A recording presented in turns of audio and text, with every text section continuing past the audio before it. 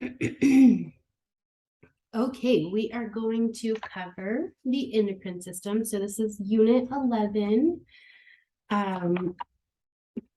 This section jumps a little all over. So it's mostly Chapter 27, but PKU, remember, we talked about back in Chapter 25, and that's where we're going to start our conversation.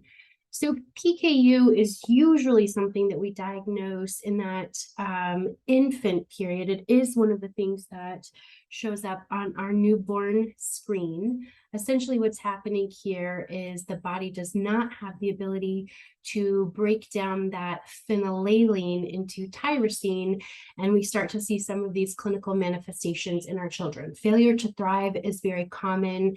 There's typically frequent vomiting. Remember how your child is vomiting and what they are vomiting is very important as part of your clinical story. We see irritability, hyperactivity, may also see some erratic behavior in non-diagnosed patients. Okay, so this is an autosomal recessive disease. Early diagnosis is key so that we can start our treatment because this can be have some long-term effects. We're going to go have a better follow-up, a better prognosis if we start early treatment. So we start with that heel stick, which is that newborn screen. Positive findings on that indicate that we need to do some follow-up testing, and then we would measure our plasma phenylalanine for our definitive test. Okay, based on that, we would start our treatment. This is a lifelong condition. Our patient is never going to grow out of this. So we start early on with our diet therapy. Okay, if our mom wants to breastfeed, that is still a possibility. We just would continue to monitor those levels to make sure that we're staying within our treatment range. Sometimes we have to do a combination of breastfeeding and then the special formula, that phenylalanine-free formula that would allow us to get those levels where they need to be, okay?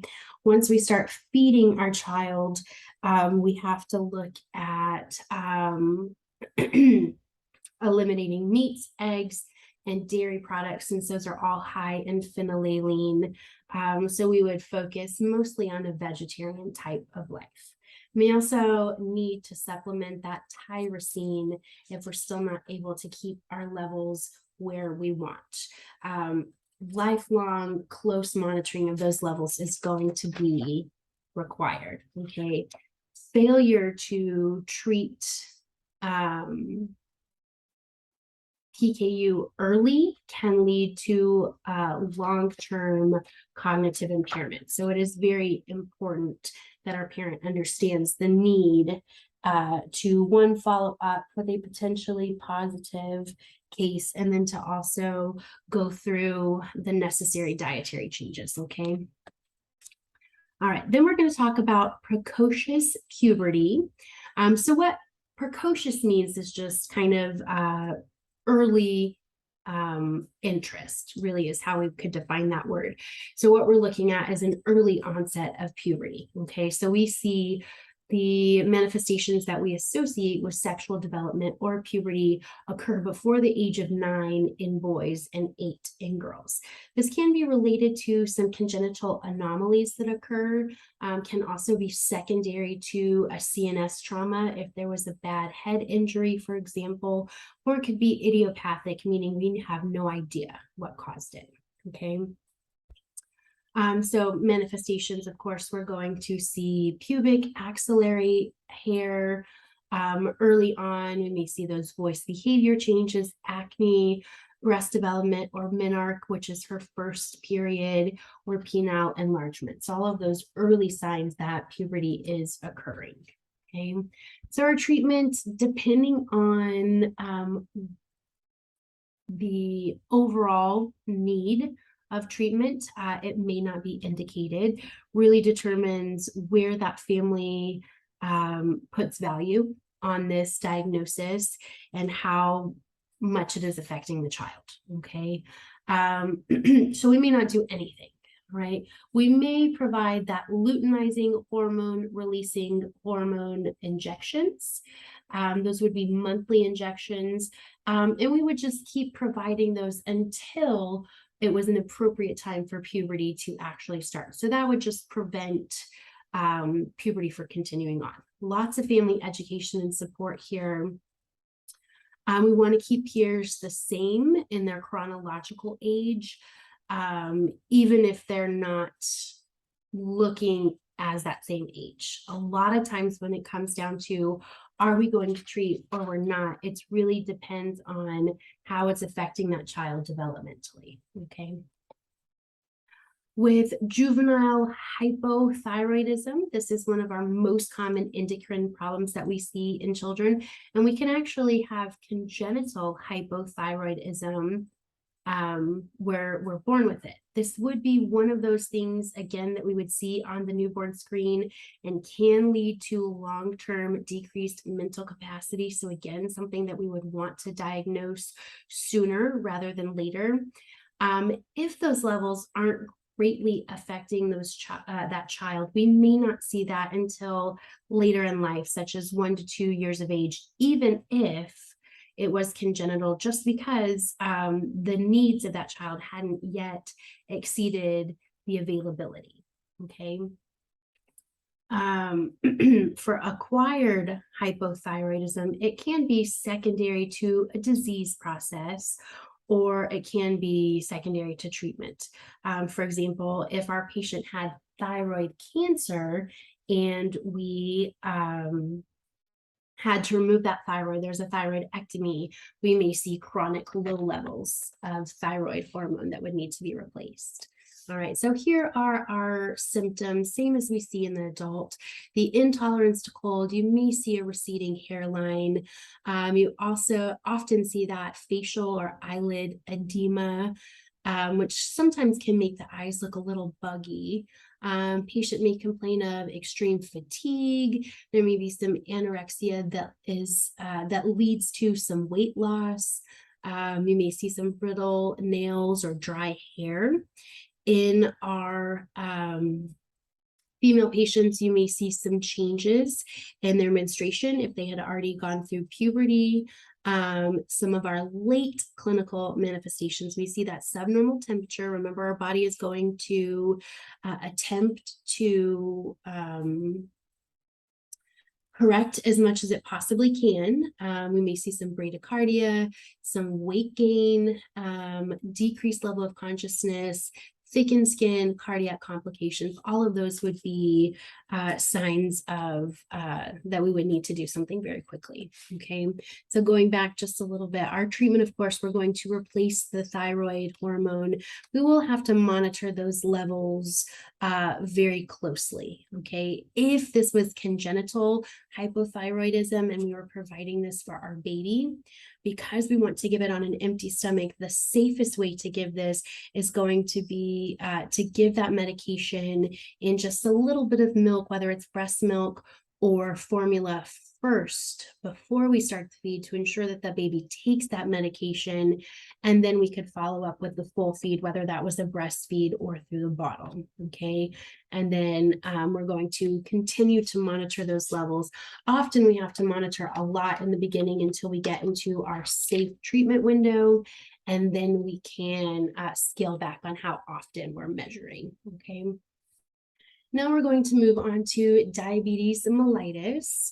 So this is a chronic disorder of metabolism that we see characterized by hyperglycemia and insulin resistant. You can see we've got two types listed there, type 1 and type 2. Page 1408 in your textbook, table 47.1, goes through a very expansive differences in these two types. But essentially, you can think of type 1 as insulin dependent and type 2 as insulin resistant. Okay, so type 1 is what we most often associate as juvenile diabetes. We don't call it that anymore, but basically the body is experiencing destruction of those pancreatic cells that can provide that insulin therapy. Okay, with type 2, often we see this in our overweight patients. And this is likely secondary to lifestyle. And we do see this type 2 in our patients in the pediatric population. More often, we're seeing it in older adults, but it is becoming more common to see type 2 in our pediatric population. Okay, so essentially what happens, the glucose is unable to enter the cell, remains high, which is why we see that hyperglycemia. We do think of our 3 Ps when looking at hyperglycemia. So it's that polyuria, polydipsia, polyphagia. So a patient is frequently urinating and they're very thirsty, very hungry.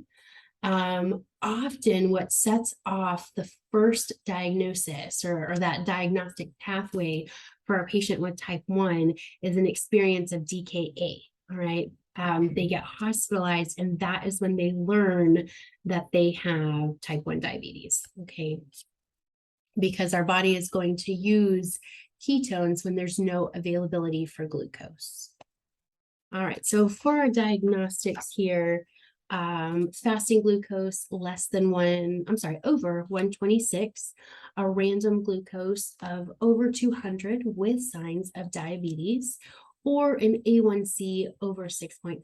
Remember, with our A1C, we're looking at the past 3 months of glucose stability in our body, okay? So to treat our patient, we're going to provide insulin replacement. Type 1 patients are often candidates for insulin pumps, okay? So that has shown to be more helpful when it comes to long-term treatment and staying within safe ranges, okay? We do have to remember that our needs continuously change based on dietary and lifestyle factors. If we are sick, our needs go up. If we're more active, our needs go up. So we do have to keep that in mind when we're providing treatment. I would be familiar with our types of insulin, which you can find on page 1410 in box 47.4. I would specifically look at the lengths of our peaks. Okay, for example, our short-acting peak is 2 to 4 hours. I would be familiar with that information. Okay. All right, so some complications, most of these are going to mirror what we see in our adult population. So hypo or hyperglycemia, we'll talk about those symptoms in just a second. DKA, which I already mentioned, these patients are going to be admitted to the PICU, and we're going to provide supportive care, all right, which would include serial lab work, maybe cardiac monitoring, frequent vital signs, heavy focus on the neuro checks, because often these patients come in unconscious, okay? Some of the lab work you may find for these patients: H&H, white blood cells, electrolytes, the BUN, and probably going to follow ABGs or arterial blood gases very closely, because that's going to dictate what we do with our respiratory therapy, all right? Neuropathy, retinopathy, and renal disease, we see all of that in our patients, our older patients with long-term diabetes. It's all going to fall into how well we're able to manage that disease, okay? And so much of that comes from our ability to provide great patient education. All right, so this slide is very important, so I would be very familiar with this. Remember, when we're looking at things, is it hyper, hypo, look for the things that make it specifically one or the other, okay? Table 47.3 on page 1412 is a great table with different signs and symptoms based on the symptoms. Based on the system. So I think that is a great way to look at it if your head works like that, rather than just a list. If you want to think about, okay, what does it do to my GI system? What does it do to my cardiac system? That might be a better way for you to manage the symptoms in your head. Because this difference between hyper and hypo is going to keep coming up, whether it's peds, you'll see it in adult, you may see it on NCLEX. So it's definitely something that you want to understand, okay? All right, so looking at our differences here, So type 1, we usually see an abrupt. Like I said, a lot of these patients have no idea that something is going on until we have that experience of DKA or a severe hypoglycemic episode. Hyperglycemic episode that has pushed us to get more attention. All right. Sometimes there's a connection to family history here. This is not necessarily a genetic condition, so you may not see that. All right. Our presenting symptoms, we're going to go back to our 3 Ps: polyphagia, polydipsia, and polyuria. These patients are typically underweight as opposed to the overweight that we would see with the type 2. These patients are always going to need insulin therapy. How that happens is very different. But if we think the big difference, type 1 is insulin dependent, it means that I have to have that insulin, okay? Oral agents and changes to diet are not effective because it is an overall pathophysiologic issue with type 1, okay? And that DKA or that ketoacidosis is very common, especially early on in the disease before the family really has all of the knowledge that they need, okay? All right, when our patient is ill with diabetes, we want to make sure that we are following our sugars even more closely because our insulin needs do go up. We want to make sure that we're treating any ketonuria because that is going to increase our risk of situations like DKA. We want to maintain adequate hydration, right? So we can do some urine testing for ketones that helps us determine where we're at with that, make sure we stay in our healthy range. And you may have a provider, specifically someone who is following you for your diabetes, that gives you some elevated levels of your blood sugar or your ketones when you're sick, because it is going to change. So as to not worry until you have to, okay? To remember that our insulin needs may increase or decrease depending on what's going on as far as the pathology. Fluids are going to be very important. And the other big factor that comes into your education for parents here is going to be about when would you notify the physician? When are we beyond what we can control at home? When does my patient or my child possibly need to be hospitalized? Okay. All right. Your family education is going to, and your patient education is going to be based on specifically what we're doing as far as your treatment. Okay. If we're type 1, there is going to be some conversation about insulin administration.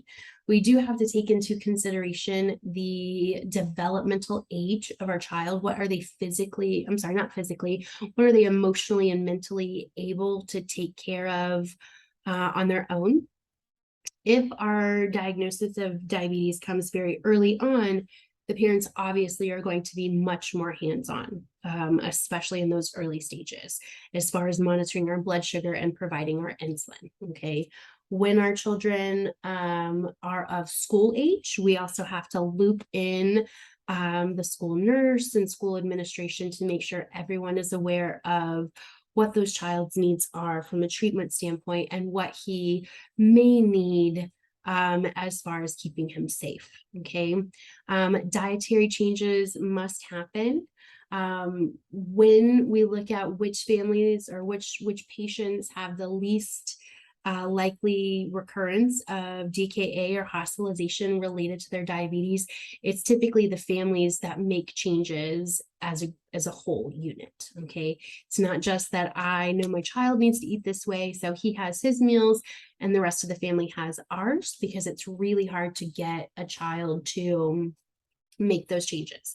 We also tend to see more effective treatment earlier in the disease process when our children are younger, because their parents are more in control of what they're eating and when they're eating it. When we don't have our diagnosis until pre-adolescent or adolescent, as part of that development, I'm trying to assert control. I may continue to make bad choices that don't benefit my diabetic health, which may take it longer for me to get a hold on. Okay, so our diet's going to focus on adequate intake, consistent meals, looking at complex carbs, consistent meal times is also really important. And then all of that is going to take into personal and family preferences and any cultural considerations to make sure that we're giving the families and the patient what is going to be most helpful and most likely for him to be able to get on board with. Okay, we'll teach about the signs of hyper and hypoglycemia so they know what to monitor for and how to handle it, regardless of which one. It may help to start out with some scheduled times for both meals and snacks to make sure we're getting that consistent provision of insulin. Well, glucose really. When our child is able to take over his own monitoring or his own insulin administration developmentally, we do want to foster that, okay? And then we want to make sure that we're stressing the importance of follow-ups and any referrals that may be necessary dependent on what's going on with our child and where they're at as far as their disease process. Okay. That is the end of endocrine. I'm going to restart the recording and we'll carry on with integumentary. Okay.